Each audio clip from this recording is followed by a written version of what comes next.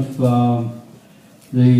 North Carolina with a BS in political science, BA in philosophy.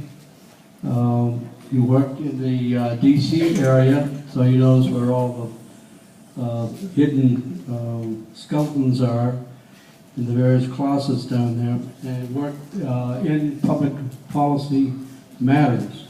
So that gives him some kind of experience that would be valuable to us.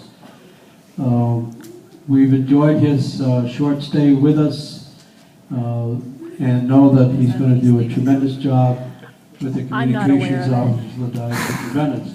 Welcome, Billy Apfelford.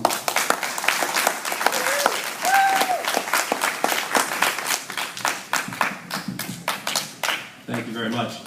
Actually, working in D.C. means I'm entirely unqualified to speak before a church audience. But I will do my best. Have you guys ever heard any environmental jokes? Here you go. I'm going to try a few. I don't know if I'm going to use them twice, so you guys let me know if these are any good, okay? So the leaders of Europe, they were all sitting around a table at a climate change summit. And after the initial pleasantries, the British Prime Minister speaks first. He says, I'm going to be tough on climate change. I'm going to be tough on these causes that are causing it as well. Britain's going to spend £200 billion on fighting climate change this year. Well, before the British Prime Minister even gets to sit down, the German President speaks up. He says, that's nothing. So we're going to spend €300 billion on fighting climate change. Well, the French President speaks up and says, we will end climate change. We're going to spend €1 trillion on fighting climate change. Well, the attention now turns to the President of Armenia. He stands up and immediately announces, we have budgeted to spend $1,000 fighting climate change over the next 10 years. Well, people looked around and they started to snicker a little bit. Embarrassed, the Armenian president slams his fist on the table and says, all right, all right, all right. We'll spend $100 trillion on climate change. Well, the snickering got even worse, and then it almost turned into hysterics. He said, well, how are you going to afford that? Well, the Armenian president said, well, the real figure was a bit low, so I just figured I'd make something up. Isn't that how it works around here? I thought of that when Bishop was speaking earlier about all the different summits around the world that he's been to.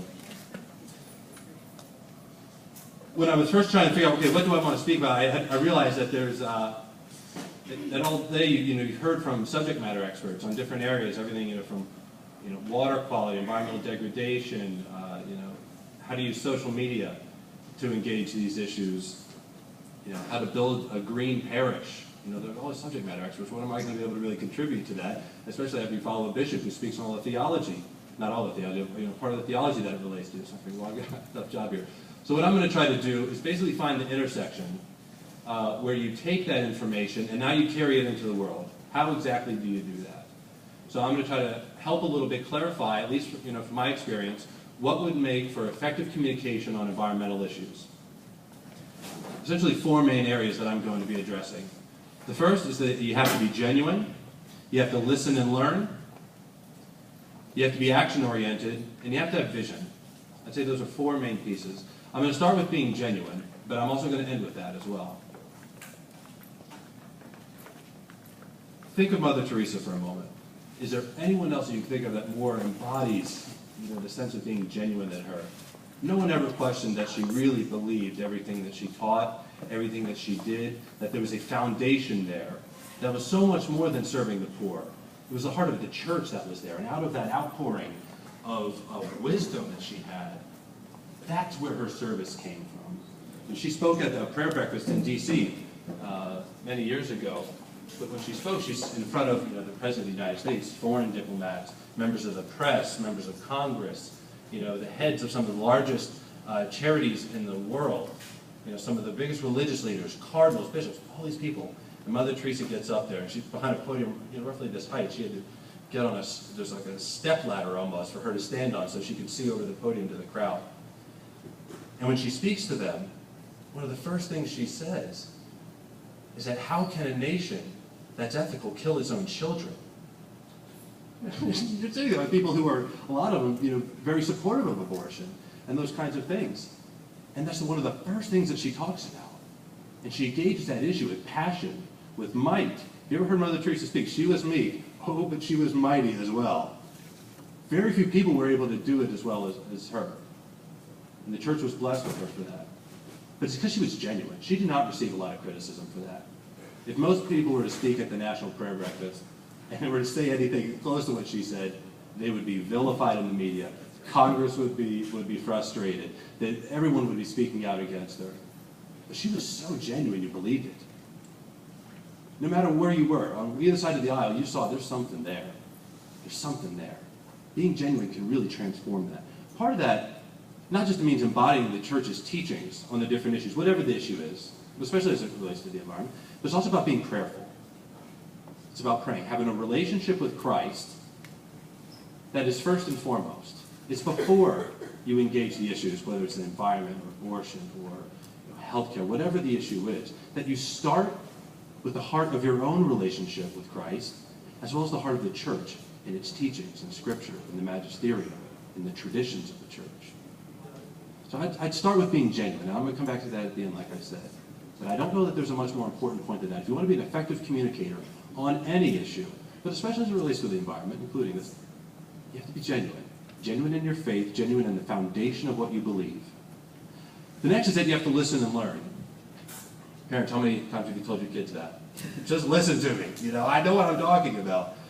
Well, there's a number of ways that goes. First, you have to learn the material. If you're going to be an effective communicator on environmental issues like anything else, you have to know what you're talking about. Famous Mark Twain quote, which my dad reiterated to me many, many times, is that it's better to keep your mouth closed and to let people think you are a fool than to open your mouth and remove all doubt. You work in DC long enough, you see that a few times.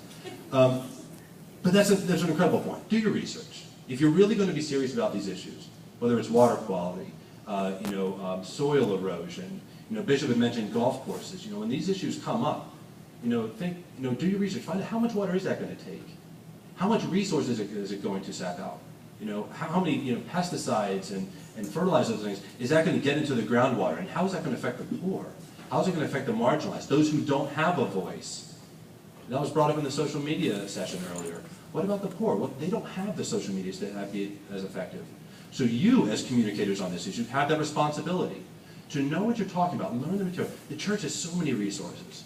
Neil did a great job with this conference. If you look through the materials, there's very few sessions or points or anything that don't have this an encyclical quote, cited at the bottom, scripture, a speech from one of the bishops or the Holy Father. There's so much material out there. There isn't any reason in the world why you don't know on the issues that you're engaging that you don't know what you're talking about. There's so much out there. It's really profound. The Holy Father, just his World Day of Peace message, His Excellency Bishop Dwayne was speaking about earlier. Just those alone, there's some that just address the environment. And then there's huge sections that engage those issues. But when you read it, not only does it get to the specific issue of water quality, like Bishop Dwayne had said, every single time the environment is brought up, it comes down to human dignity. It's one of the foundational principles related to the environment. Are you able at this point, after learning this, are you able to effectively communicate that point? If not, that's okay. Don't be discouraged by that. But do your research and get that information together. In listening and learning, you also have to listen and learn the audience that you're speaking to. It really depends. If you're at a local city council meeting and you're talking about, just as the example again, a golf course that's being built, or something that's got to do with water piping or whatever it is, do you know the audience you're speaking to? Are you speaking to a city council member? A member of Congress? Are you writing a letter to the editor that's going to be read by the local community? Or are you talking to your neighbor? I'm not talking about just broadcast media or anything, but if you're just in a one-on-one conversation, learn about your audience. If you've ever received a spiritual direction from priests, one of the first things they do is just listen. They ask you about yourself. Find out who you're talking to, and you'll be so much more effective in your communications because you won't give them answers to questions they didn't ask. You won't propose solutions to problems they don't have or concerns they don't have. You'll find out what really concerns them. What do they fear? Why aren't they with the church on a particular issue as it relates to the environment? And then you can go do that research and learn more about it. And you do this all because of a genuine faith that you have that the church does know what it's talking about, that it's got the right principles. So these kind of build on each other. You need to learn how people read, how they come to understand the issues that they believe. Why do they hold the opinions that they do? They got it from somewhere. What were their influences? who do they trust for information?